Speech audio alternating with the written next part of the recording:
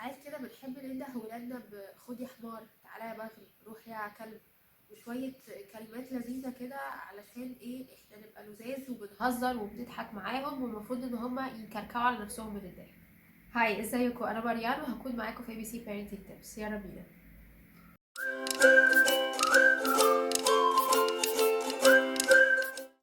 ساعات كده بنحب نستظرف مع اولادنا وندههم بكلمات كده المفروض ان هي يعني في عرف المجتمع الطبيعي ان هي شتايم، زي مثلا يا حمار، يا كلب، يا بغل. شويه كلمات كده مش لذيذه خالص، ومش المفروض ان احنا نكون بننده ولادنا بيها، بس احنا بنعتبرها هزار وضحك، والمفروض ان هما يضحكوا وينبسطوا ويبقوا عادي.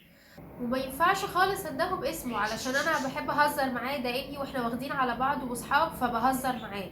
ولو هو في مره سولت ليه نفسه ان هو يندهني بنفس الكلمات اللي انا بندهه بيها، هياخد العلقه المتينه وهينبسط. علشان كده عيب، دي قله ادب. المفروض ما يندهش بابا بالكلام ده خالص، بابا ليه احترامه.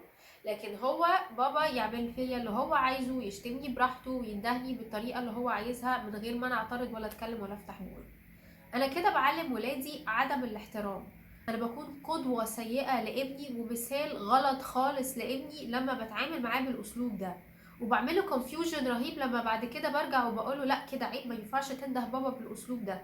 طيب هو عيب بقى ننده ولادنا بالطريقة دي ولا مش عيب؟ لو عيب ان انا انده بابا بالاسلوب ده، يبقى اكيد عيب برضو ان انا انده ولادي بالطريقة دي، لانه انا قدوة، والمفروض القدوة بتنفذ الكلام اللي هو بيقوله. انا المفروض الكلام اللي انا بقوله له بنفذه.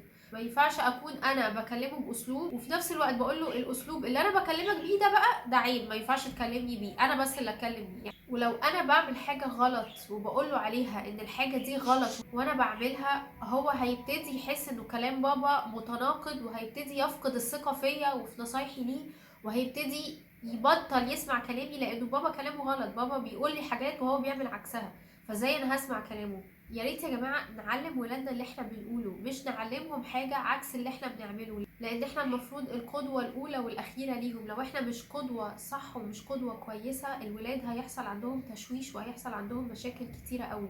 علشان كده لازم نكون احنا قدوه صح، ولازم نكون بننفذ الكلام اللي احنا بنقوله لهم، ونعملهم باحترام علشان هما كمان يعاملونا باحترام. نعملهم باحترام وبحب، مش بتريقه وقله قيمه. ميرسي، واشوفكم الفيديو الجاي.